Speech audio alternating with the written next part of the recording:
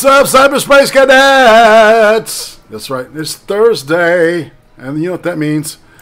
It's time for hot takes with me and Big Fat Brian. We're going to talk about... What's up, dude? How are you doing, man? Okay, cool. Cool. So we're here to talk about apostle, which is apostolate, apostolic. I was growed up Catholic, so I got all those words and stuff in my brain. All right, so this is a movie. All right, what we're going to do first is kind of tell you who did it and who's in it, and then we'll talk about the actual film itself, because I think there's a lot to talk about here. The director, writer-director is a guy named Gareth Evans, who you should recognize from...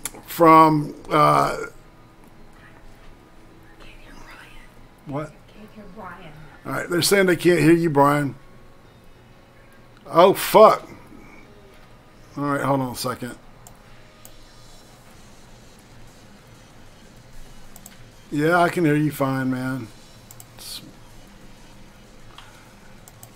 You know, it updated again, of course. So, of course, it's got everything disabled. All right. Give me yeah, can they hear me now? Oh, dude, you've got some fucking weird echo going on. I have a weird echo. How do I have a weird echo? Hold on a second. That may be me. All right, give me a 1, 2, 3. 1, 2, 3, 4, 5, 6, 7, 8, 9, 10, 11, 12, 13, 14, 15, 16, 17, 18, 19, 20, 21, 22, 23, 24, 25, Yeah, 26. that's not correct. 27, 28, 29, 30, All right. 31, 32. All right, why don't you pop out and then pop back in? I will try to. God, of course this shit's gonna happen. Oh shit, you're still doing it, man. You sound like there's some kind of weird kind of I don't know what's going on here. Some kind of loopy. All right, talk now. What's up? What up, cyberspace cadets? This is Big Fat Brian. I am the new host of Netflix, or sorry, Hot Takes. We've taken the Netflix off of it. Can you guys hear me? Let me know if you can hear me. Yeah, we can hear you, man, but it's got some kind of a weird kind of a robot-y sound to it. That is odd. Let me, I'll unplug my microphone real quick. Let me see what's going on with my fucking shit, too. This is weird, as you would know. Do I sound better? Give it to me again. Can you hear me? Do I sound better? All right, talk. Give me some talk, Bubba. Give me some talk. Welcome to the Big Fat Show. This is our new show where we test out technical support issues. We're gonna be doing this for about an hour and a half. That is so weird, dude, because it's definitely happening, and I can't figure out what's going on with it. Let me check the audio one more time. Now I've got it set. I've got everything set to default. And the Decepticons will not lose. All right. Try it now. No, they're not catching you. Hold on a second. Jesus Christ. God damn it. God damn it. Let's try it again. Give me a check. 1, 2, 3. Check 1, 2, 3. This is Big Fat Brian. We are live. Yes, it's got you, man. But it's got some kind of weird, kind of echoey kind of thing going on here. What the fuck is causing that? I cannot figure it out. You know, because yeah, it usually doesn't do this on you, right? All right, hold on. Let me see. All right, let me see what I got here. Desktop audio. All right, we're going to cut it out of mono. All right, and I am going to turn this off. All right, now let's try it. Try it now. Wow. Check 1, 2, 3, 4, 5. That's it. I fixed it. All right. Okay. Yeah, no, I actually heard the, as Addie says, the Mega Bride. You should have left it on that. It sounded pretty awesome. Anyway, so yeah, you're looking at this dude named Gareth Evans, all right? And he is the writer and the director of this movie. And he is best known for previous from previous movies. He directed a movie. He wrote and directed a movie called The Raid, also known as The Raid Redemption, which is an Indonesian film that involves this SWAT team that goes in this building, and it ends up being this really intense, like it's almost like a game. Like they go from level to level to level, and it gets harder every time they go up. And it's kung fu, and it's like violence, and it's all crazy and shit. It's a great movie.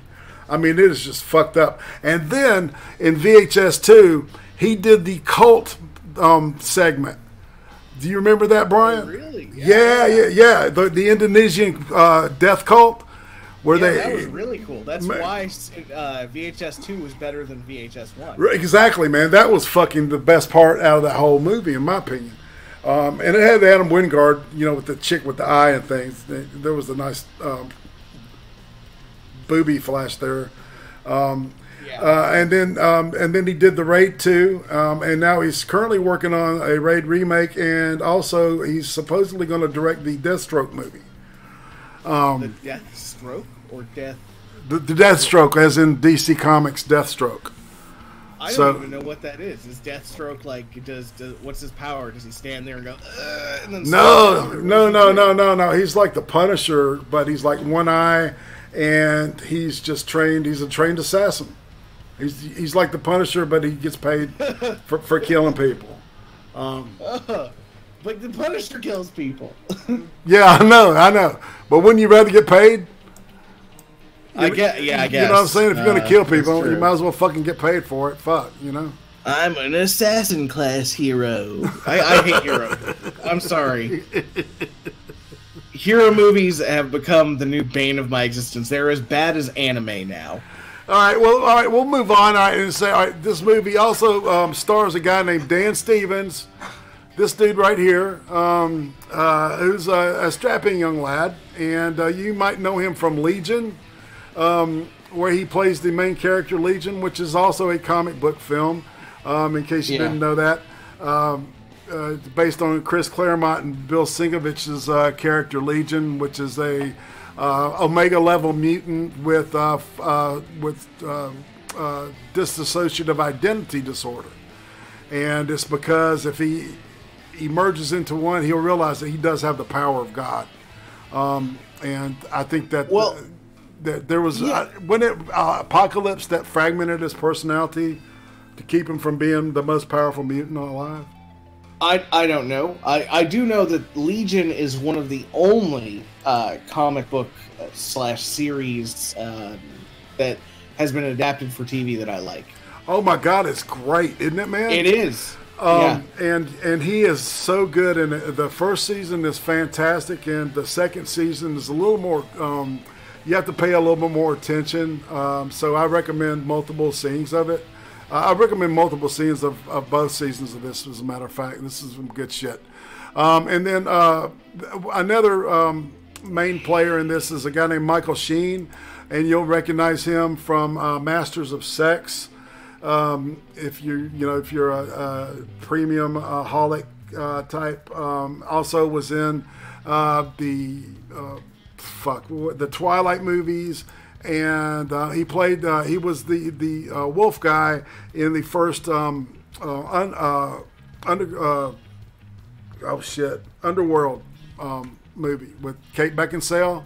He was this guy, the werewolfy kind of dude. Obviously in the movie he has like a crazy beard and a shaved head. Yeah. It's really weird how that guy can. He's like very versatile in his acting. And he changes his look. He can completely change his look. Yeah, there you go. Well, I mean, that's terrible. That's like 20 years ago now. Yeah, it is. It definitely is. So, that's not fair. But that's more like what he looks like now. Him, right? Mm-hmm. And so let's see, we'll go out of Michael Sheen, and then there's this chick who plays Andrea, who's the daughter of Michael Sheen's character. Stan Stevens plays Thomas Richardson. Michael Sheen plays Prophet Malcolm. Okay, we'll get into that in a second. And Lucy Boynton, this chick right here, plays his daughter. Okay, and well, what can we see her? All right, let me see.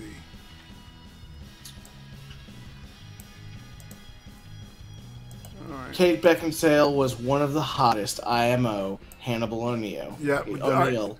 All right, she plays. All right, this chick that she plays in this is pretty much a redhead, though. Okay, imagine this beautiful girl with these beautiful green eyes with red hair. Okay, and I think there's a picture in the slideshow I got coming up in a bit.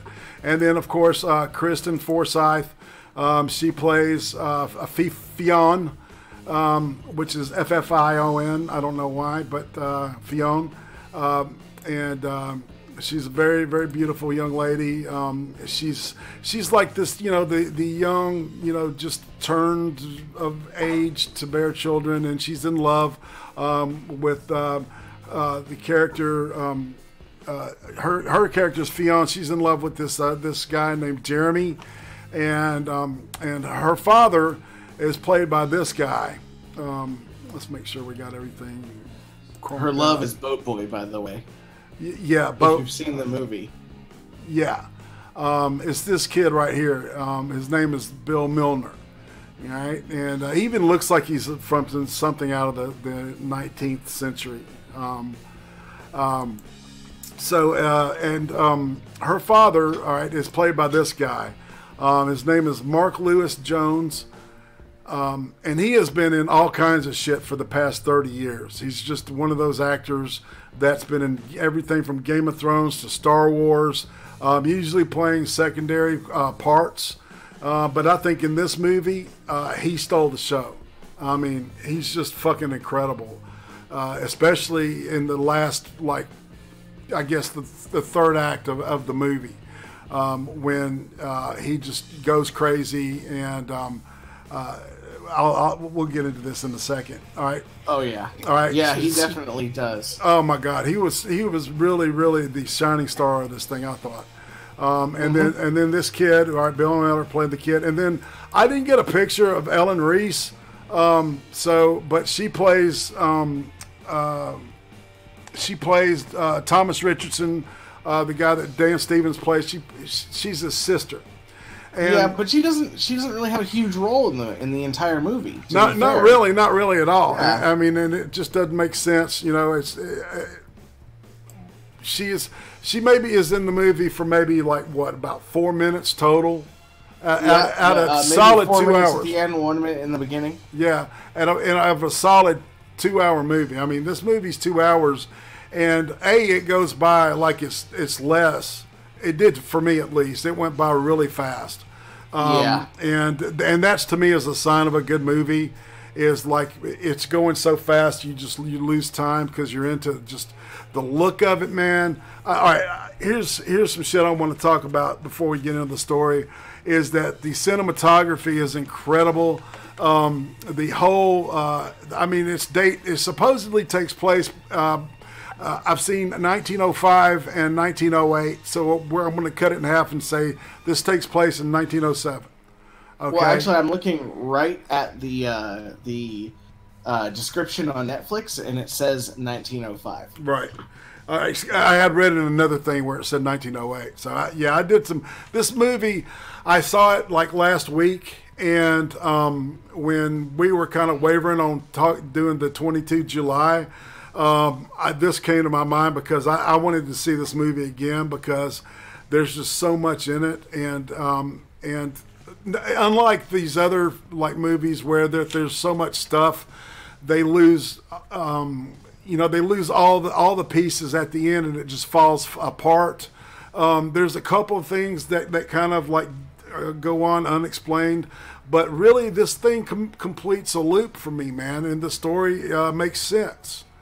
At Yeah, the, I would definitely say that the story does a good job of, while there are things that are mysterious and that never get explained, they are not so important that you feel like they should have been explained. It's definitely not a what was that wolf movie we just watched? You know. Oh, yeah. Hold the dark. Hold the dark. Yeah, Hold the Dark. It's definitely not not Hold the Dark, where it comes. You know, you're trying to get the association between the wolves and the characters, and it's just not there.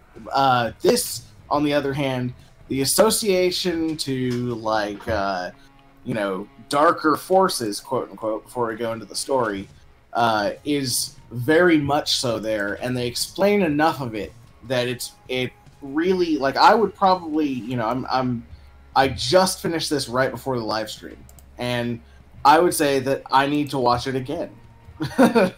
Yeah, no shit, right? Exactly. Yeah, because that's exactly what I thought, man. It's like, holy shit, I got to see this again. Yeah, well, because there's a lot that can easily be missed, and especially on one run through. I'm just gonna say it right now. The cinematography is very good. So already everything on the screen is distracting. This movie needs to be watched in a dark room with like no other weird random noises going on, and a significant other, because hey, you might be able to make it to Netflix and chill. Right. Uzi loved this movie, man. We watched this together. Well, yeah, okay. So other things, the costumes were incredible. They really put us in that time. It's real believable, and it's not like half the shit's dirty and half of it's clean. I mean, it makes all of the costume, and then the whether it's soiled or not. As the movie goes on, all that makes sense, and it looks like progressive. It progresses well.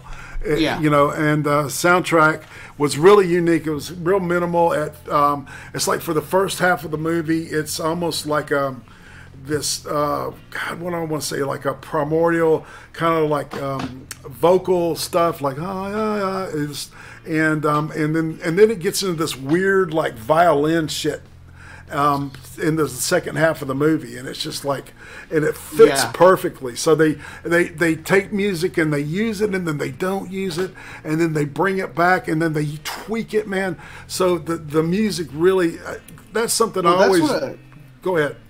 That's what a great sound director is for. You're supposed to use music like that. I believe one of the sound clips they used was Dance Macabre by I don't remember who wrote Dance Macabre, but they use the intro to it, which is the violin noise, which is and it's got a very creepy vibe, and that is the sign of somebody who clearly knows what they're doing and took the time to put the right music in the right places. Hello? Yeah, no, I'm totally agreeing with you. I was just looking up Dance Macabre to see who did it, because it's Camille Saint-Jean, whatever. Yeah. Yeah. Oh, it's Dutoit. Okay. I guess that's the musician. Whatever. I can't read. That kind of attributions confuse me. They confuse me. It's classical, and it's really creepy. Yeah. It really sounded great. That's how I knew what it was. Yeah, exactly. So, all right, damn. How do we go into this thing? All right, we're going to go into the main page, and we'll follow the slideshow. All right, because it opens up with this dude who looks like he's like a derelict. And he's been put, he's in this office, and you don't know if it's dad or if it's uncle or if it's like a fucking lawyer or what. But this guy is reading him a letter, and it's like it's a ransom letter that his sister has been kidnapped, and his family obviously has money, and they're rich, and they want the island, the people of the island, this cult, as it were. they're demanding that if they pay a certain amount of money, that they'll bring her back, and that she'll be returned unscathed. It turns out, I think it's just the uncle, and he's a lawyer at the same thing. And he says that he's acting on the dad's behalf because the dad is just a broken man, and he just sits in front of this fireplace all fucked up. And it turns out that do you want to get into the background of the guy? All right, go. Yeah, I think we should. Because it has to. That builds the story. So, right. So yeah. Yeah, he's all fucked up, and he's addicted to laudanum, I think it is. Right. He was a missionary. He was a Christian missionary in China during the Boxer Rebellion, and he saw some horrible stuff done. That was when the Chinese people rebelled and stuff. They pretty much were denouncing everything Western or Eastern, or however you want to look at it, right? And so and at some point, he's praying out to God, and God never answers his prayers, obviously, because these people that he cared about get fucked up and they get burned to death, and so fire becomes this this symbolic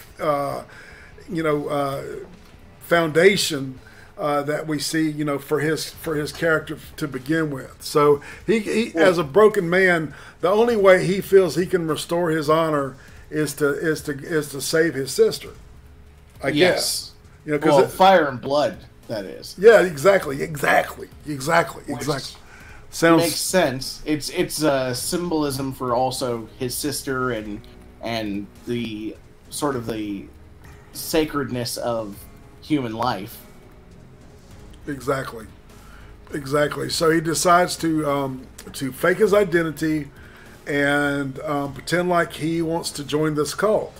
And he gets on a boat, and the boat takes him out to this island where this commune is, where this dude named Malcolm, Prophet Malcolm, preaches to this bunch of people. And it's a real weird, the religion talks about a goddess and stuff, so it's not Christian at all. You see all this really disturbing imagery, like these dudes in black hoods, kind of like a evil Ku Klux Klan kind of slash, I don't know. Would you say plague doctor? There's the redhead.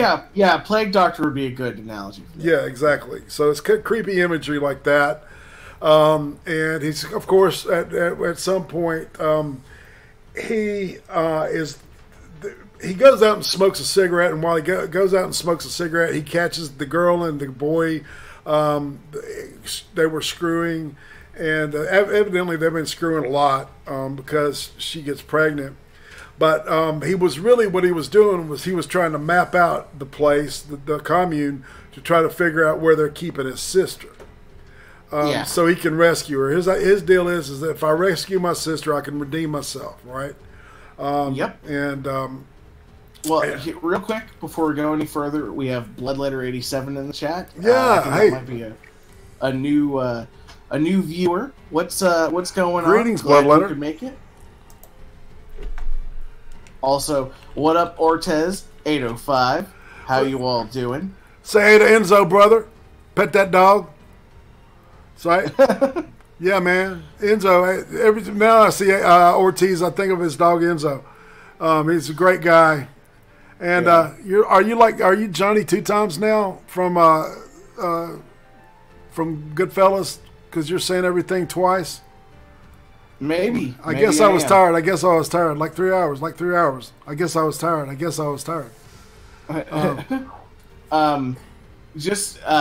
So as we're coming into the first scene here, and like you said, the boy and the girl are having sex, and he's searching the island and everything.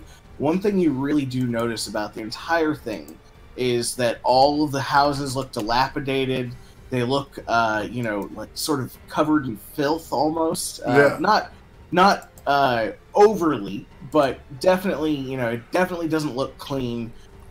really, really looks like you would maybe, like a shanty town hovel, group of hovels, and I would say that the best comparison / contrast for this is once again Hold the Dark, because they had that little shanty town in Alaska. Although modern day, all of the huts in the Hold the Dark movie, they sort of looked, they looked like they were shantytown huts, but they were not dirty. They didn't have, there was nothing really on the outside of them. They just looked old.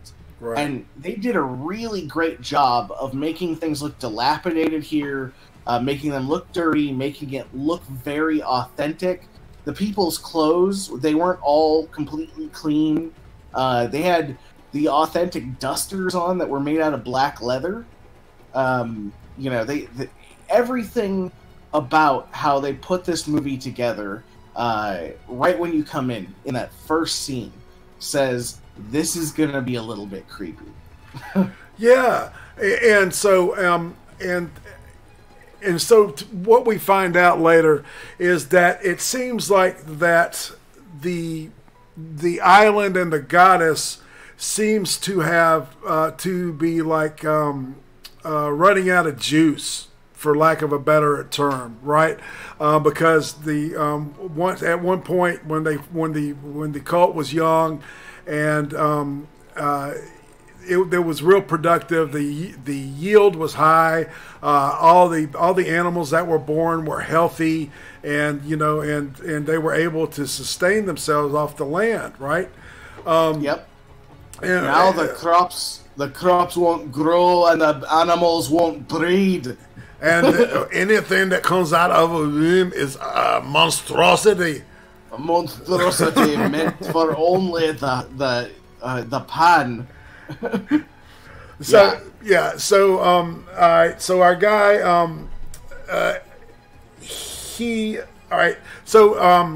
the next day they figure out that somebody had been out that night before, so they're gonna bust, who the imposter is, right? And it's our guy, and so they're testing everybody, and the guy next to him tries to attack the prophet, and in doing so cuts our guy. And the prophet says, well, you risked your life to save mine. And of course, right when he did that, the dudes with these spears just like killed the fucker. And he said, for king and country, he said, what you do is a blasphemy and blah, blah, blah. Because what they were talking about is very anti-king. They're for being free men. So there's this aspect of this religion that's like, holy shit, it sounds almost like democracy. But no, it's a theocracy underneath this goddess thing, right? No, it's not even that. It's authoritarianism underneath the main priest that is also a theocracy, because they're not allowed out at night. They're not, there's a lot of very authoritarian style rules. For instance, when the main character asks Boat Boy, have you ever seen a ship leaving with people? And he's like, no, why would they do that? That's the first sign you get that something's going wrong. Like, wait, nobody ever leaves the island? And that's kind of telling him that there may be a plan. The deal with the sister may have been like they were going to welch on it anyway, right? Like get the money and kill her anyway. Because that's kind of how shit works around here, right? Because when he's sneaking around at night, right, he sees one of the women that was on the boat that came across with him, right? He sees the prophet guy like stick a knife in her fucking, in her arm, right where your vein is, where they take your blood, for the Red Cross and shit. And she starts bleeding out of her arm, and she bleeds into everybody that's new there gets what's called a receptacle, right? And I don't know. I thought it was something to piss in or some shit, right? But no, no. You bleed into this fucking thing, right? And then he takes it and he goes down and he goes underneath the ground through these tunnels and shit, and he comes into this room that's got this like what looks like an old woman that's like it almost reminded me of like Game of Thrones with the three-eyed raven, right? When that dude, when Max von Sydow was playing the character, he was encased in all this roots and shit, right? She's in the same thing, right? And it's really weird because it seems like that they want to feed her blood, and it looks like at first she doesn't want it, but after she starts tasting it, she wants more. Which is like it quells her, sort of, you right? know, like she's restless, and then as she's drinking it, all of a sudden it's like relief, which is, I mean, both terrifying and gross. And little they're feeding her blood, the tree roots behind her start to bloom with all these blossom, right? Flowers and leaves, yeah. And you're going, oh, okay, so whenever she gets some kind of sustenance, some kind of energy, it translates into growth, into prosperity. So she's like a liaison with nature. So she's tied into it. Like, I was thinking maybe she was an elemental, you know, or something of that ilk at first. Because they called her goddess, maybe it was just something that they didn't understand. You know, maybe it was some kind of mutant power, I was thinking. Yeah, but maybe. I think I was wrong. I think that was wrong in the long run. Probably. I'm but you know, the way they did this, once you got to the point where they were feeding her you know, blood and people parts. Well, yeah, I didn't know if we wanted to go there yet, but yeah, they start feeding. There's like this weird mummified head guy that's feeding her people parts and everything, and they string people up. And here's my theory about him. Okay, he underwent the purification thing, and when they put the thing in his head, nature grew that stuff that looked like a wicker basket thing around his head, right, and took him over. You see what I'm saying?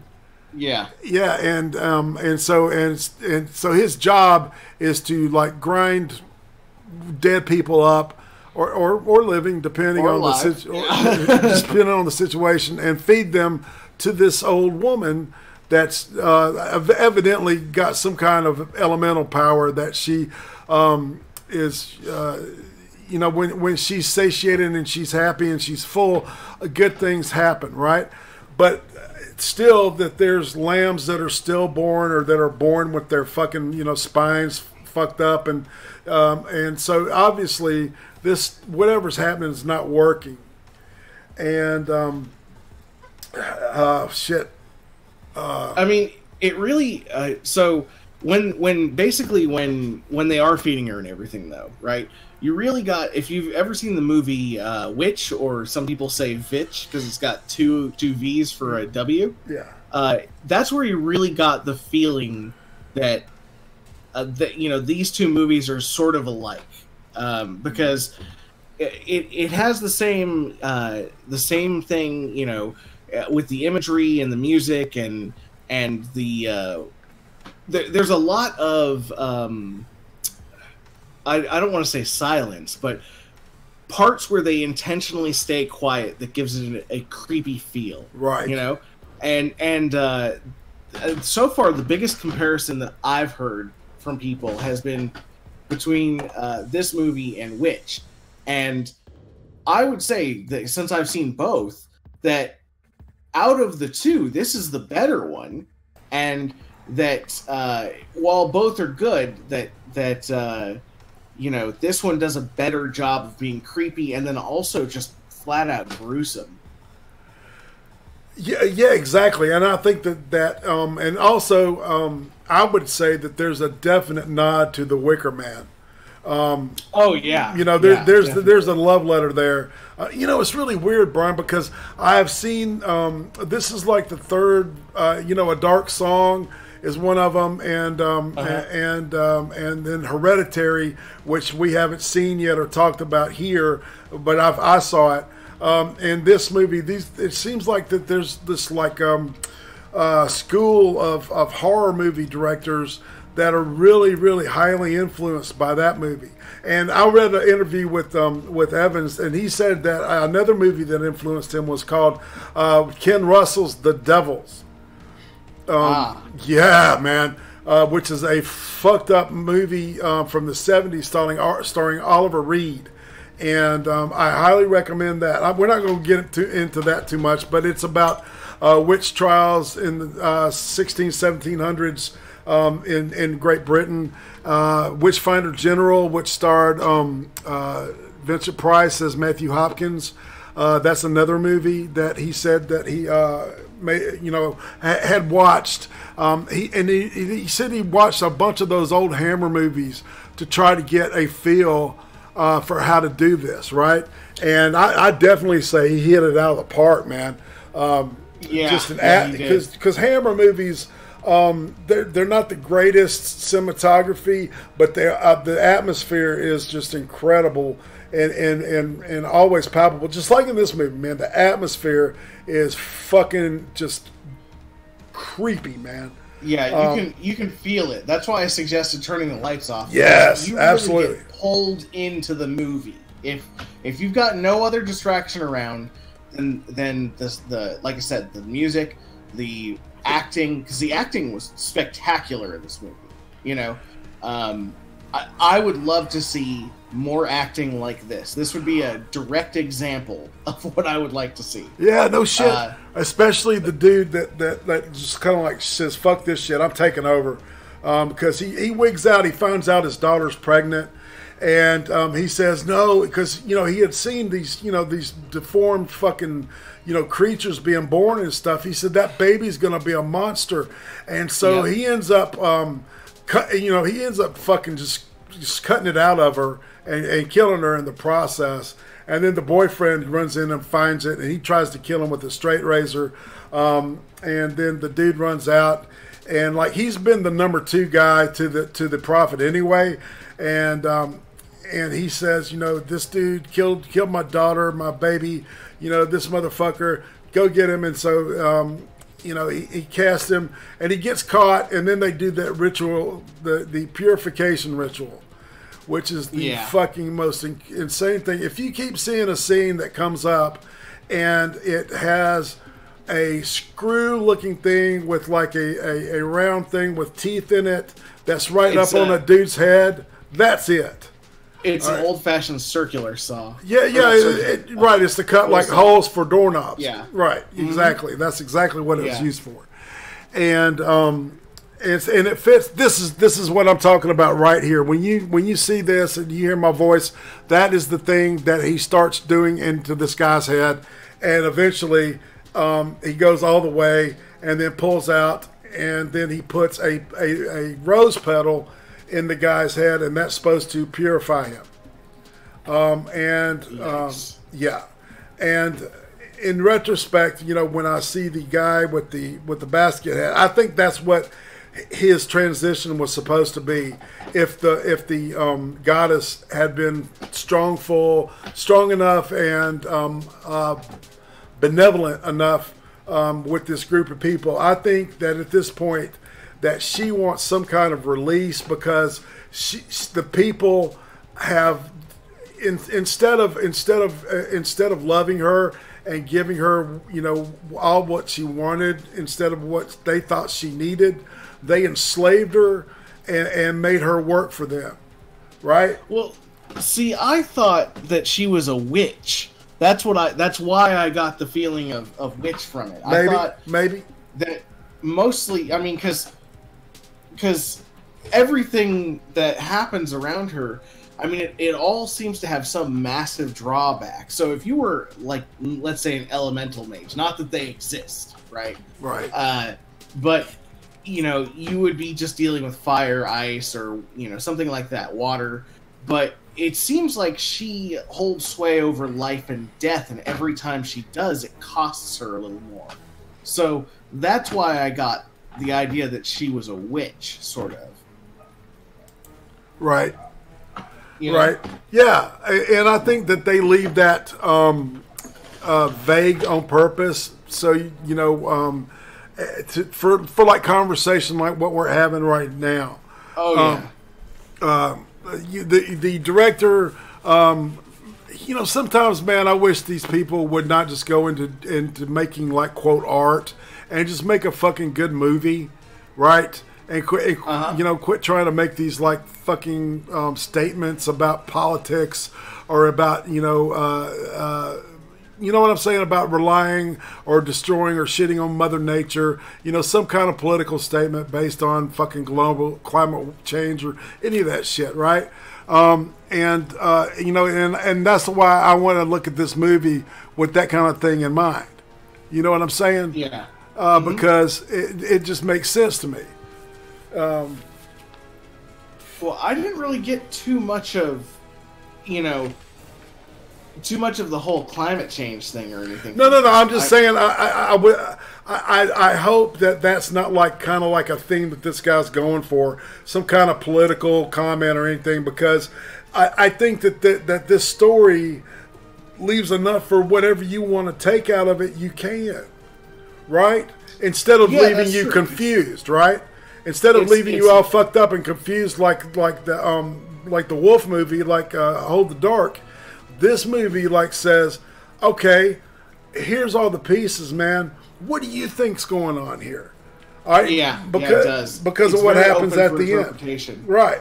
Because the woman, the witch or whatever, she asks the main character to give her release. Please release me, right?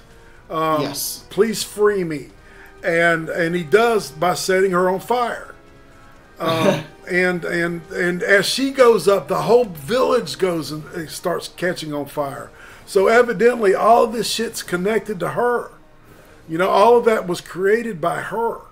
Yeah, the entire island may have been created. And and that's what I was thinking, is that maybe it's the island, right? Because of what happens at the end, right? That the island is like charmed, or not charmed, but just it's maybe a magical place. Yeah, Bloodletter 87 says, make a fucking good movie without a real message and without a bunch of plot holes and potential sequels. Exactly. That's what this is, actually. Exactly. And I don't think, I think doing a sequel to this would just shit on its meaning. Oh, you know?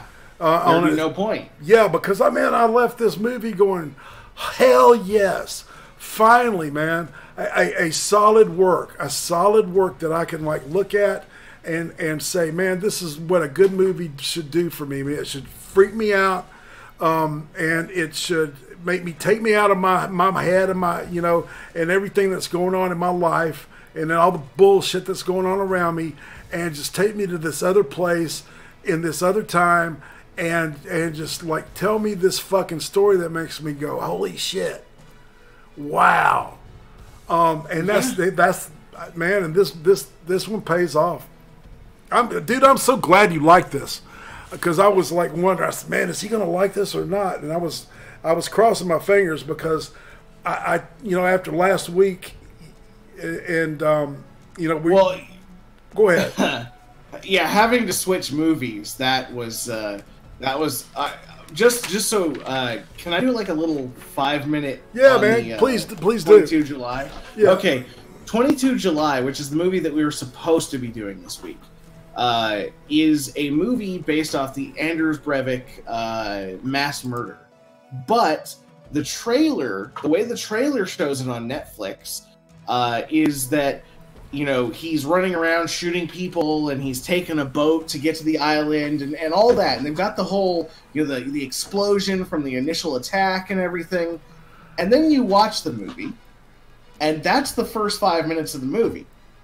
And the rest of the movie is about his court trial. And I'm like, this is not horror.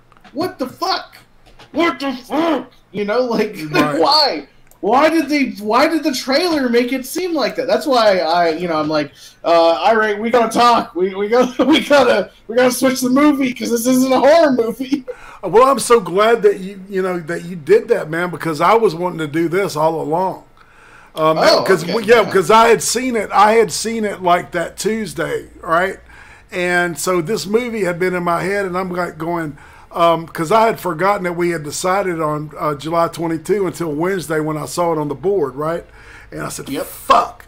And I was thinking, well, maybe we'll just do it, for next week, what we're going to do next week. And but you got in touch with me and you said, man, I don't know about this. This looks more like a fucking trial movie, and it's like, it was a drama. Well, fuck that. And I'm glad we said fuck that, man, because this movie pays off, and it's part of your Netflix, man. You can watch bullshit all day long, but I mean, this movie will do. If it doesn't do for you what it did for me, then I don't know. Because it deliberately did what I love movies to do, and that's like take me out of my head, man. Even if it's for 2 hours, and it seems like an hour. Yeah, I agree with you. So out of 10, what would you give this movie? Oh my God, fuck on execution, the music, everything, man. I'm giving this like a 9.5. It's close, man. It's close to being perfect. I would say I would have to agree. I'm gonna have to give it the exact same score. Holy shit! Because to me, I'm watching it and I'm thinking to myself, okay, what other movies can I compare this to? Which I would only give like a 6.5 to a 7 out of 10 because it's such a slow-paced movie. Well, this movie's not slow-paced, and it's got the right amount of creepy in it. And then I think, it's sort of like Shutter Island in a way, right? Because it's got the whole island, and there's a bunch of creepiness in that movie, and, the guy finds out he's crazy at the end of Shutter Island and everything. And I'm like, okay, but there's no gay twist. It was actually a good ending, Right. I really can't even find a flaw in this movie other than I don't know. That's maybe there's no flaw. Maybe the trees, the not explaining some of that shit, the stuff at the end of the movie. But I think that I didn't think it was important. That's why. Go ahead. Also, that's I do have a problem with certain movies where they explain everything. There is no need to explain everything. You do, when you're making a movie, you want to sit there and go, okay, well, we want to make sure they get the full storyline, obviously. But you don't need to explain every little thing because at that point you're assuming that your audience is stupid. And they did not do that in this movie, which is beautiful. Yeah, thank you. Thank you for not thinking I'm a dumbass that needs everything spelled out for me, man. Because sometimes it feels like that. They're like, no, they're not going to be able to figure it out, man, because they're just dumbasses. I got that feeling watching Godzilla Part 1 and 2, the anime, where every 10 seconds the main character, this angsty little Asian guy, is like, oh, this is Godzilla's baby. He really feels the earth power, and he thinks that he needs to go over here and fight to save the earth. And it's like, I don't care. It's a giant fucking dinosaur. Fuck Why? Yeah. Why are you telling me what it feels? Oh, dude. Oh, my God. That's so funny. And it's like you just like suck my busama.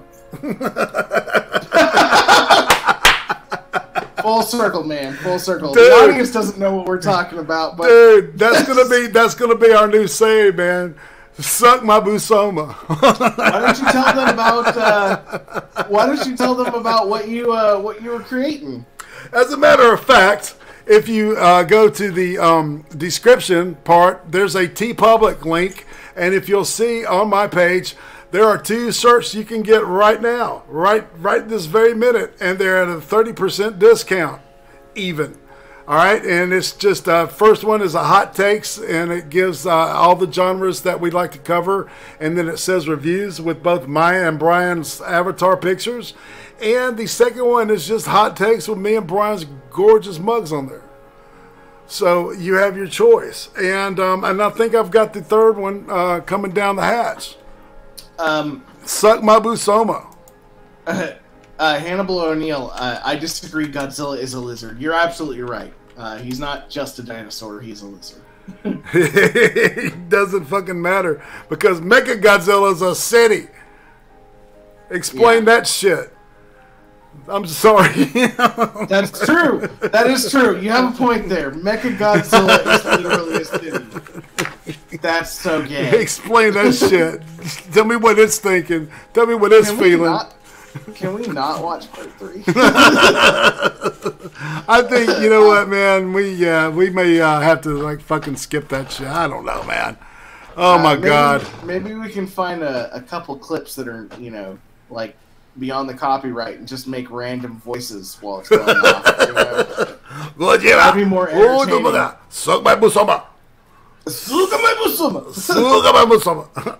Anyway, what are we doing next week, Irate? Well, you know, Brian, we never really talked about what we were going to do next week. I thought we were doing Castlevania. No, that is all right. Here's how it runs, bro. All right, next week is the 25th. Castlevania doesn't drop until the 26th. Oh, that's right. So we won't be able to do it until the Dias de los Muertos. Or November the 1st, or All Saints Day, right? The day after Halloween. Wow. And that's when we'll be wrapping up and doing our drawing. Remember, if you're subscribed to the Irate Prostate channel and you make a comment on any of these videos that I do, that's under the Irate Prostate channel, make any comment you want to on any video, you qualify for a $40 Amazon card giveaway. Okay, that's all you got to do is subscribe and comment. I mean, shit, that's not buying subs, kind of. Maybe it is. I don't know. We'll change the subject here real quick. Yeah, exactly. What about Aramentarium, the blacksmith and the devil? Dude, I was looking at that last night and I'm going, holy shit, that looks really weird, man. And it's just a movie. It's not a series. So, okay, you got it. It's foreign. It's foreign and it's dubbed. Also, that fulfills our Netflix original for the end of the month. And it's dubbed. That's what's so cool about it. It's foreign. They've been listening to us, man. Yeah, we made change. We affected a change. We president now. Crazy. All right. So oh shit, wrong one. All right. So what? I am not on drugs. Stop it. So let's see. What am I doing? All right. So, all right, the name of that, can you spell that again? So I can put that out there? Yeah, one sec. It is ERREMENTARI.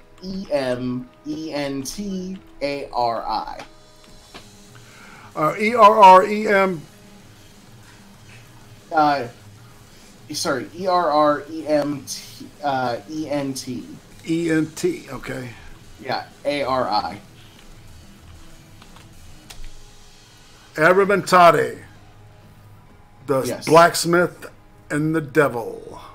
Yep. Yeah, and it sounds Japanesey, but it's not. It looks like it's Spanish, I believe. And I love Spanish. I do love Spanish horror. So that'll probably be. I don't know. I saw the whole trailer for it, and it looked fucking good, actually. So. Yeah, we know how that goes on Netflix. I know, man. I know. Irate, we gotta split the movie again. Well, all right. Well, shit. I guess with that, all right. So we give Apostle a solid 9.5 between both of us, man. So that's a great that's a if you don't see it, that's your fault kind of thing. Okay, pretty much. Yeah, and best part. Go ahead. We didn't even have that many spoilers. No, we haven't, man, because it's just one of those movies, man, where it's just like we can say it's about this, and this, and we're not even touching the deep. Yeah, it's so many depths to it, man. You'll just want to see more and more and more. And if you don't like it, you can suck my busoma. Well, shit, man. But yeah, I want to thank everybody for coming out tonight. JTR, serial killer, man, dig you. So you think Godzilla's greater than Gamera? I don't know, man. We're gonna have to talk about that.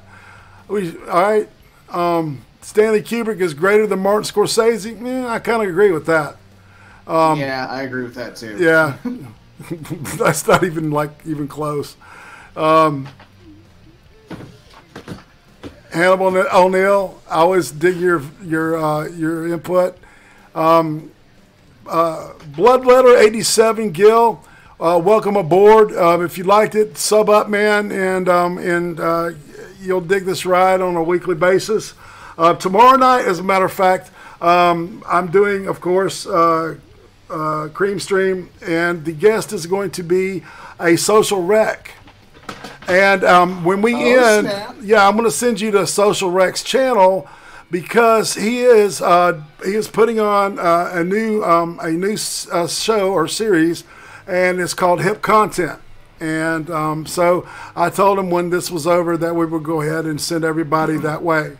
Brian, you got anything you want to shill before you pop out? Not really. My condom wine video is almost ready, but it's still taking longer than I expected because I put a lot of sugar in there, so I wanted to make it super alcoholic. Sweet. Mm-hmm. All right. So, and what about Weekend Warriors? Oh, right, Weekend Warriors. So Sunday. I don't know when they're doing it on Sunday. It might whenever they decide to. Okay.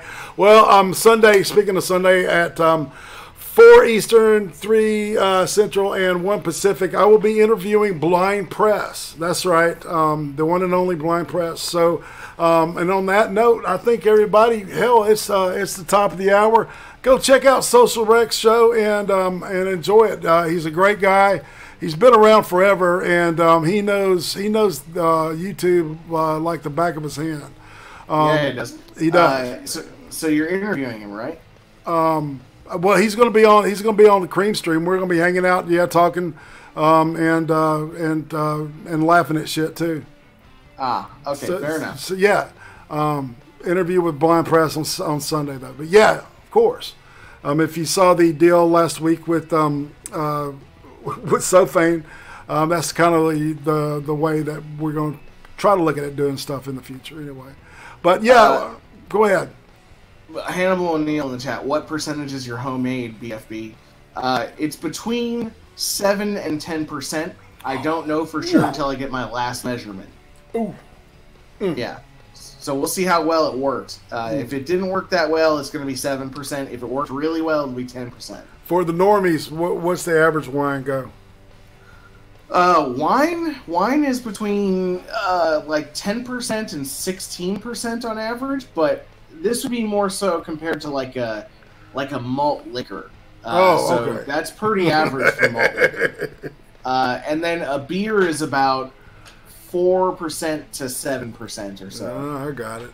Yeah, I got it. That's going to be some interesting stuff. I know. So yeah, nifty. So it's called Condom Wine. Yep. Condom wine. All right, and and all right. So yeah, and on that note, I guess we're going to say so. Come back next week and make sure that you've seen Evertamati, the Blacksmith and the Devil. Because we're going to be talking about it. You don't have to read the things. There's a dub version, so if you're not into subtitles, you will not have to read them. So that's a good thing. All right. Yep. And on that note, I guess I've got nothing more to say about this, man. What about you? Yeah, I thought it was great. Dude, thanks, Brian. I appreciate everything that you do with me, man. And this is really fun. I'm having a ball. Buy our fucking T-shirts, please, people. Yeah, I better see some T-shirts in the audience. That's right. Titties and T-shirts. Yeah, I'll take that too. Oh, no, I'll take nipples and the T-shirts. Let's do that. All right. Whoa, wait! Can we make a T-shirt where you cut the boobs out on it, like so that you can put boobs through the T-shirt? I don't know. Let's try it. We'll figure it out. I'll try anything. All right. So we're just like talking to my mom. We can't hang up. All right. So on that note, this is Irate Prostate saying I'm OUT. See y'all tomorrow for the Cream Stream. And Brian, what you got to say? Thug life, fam. Dab.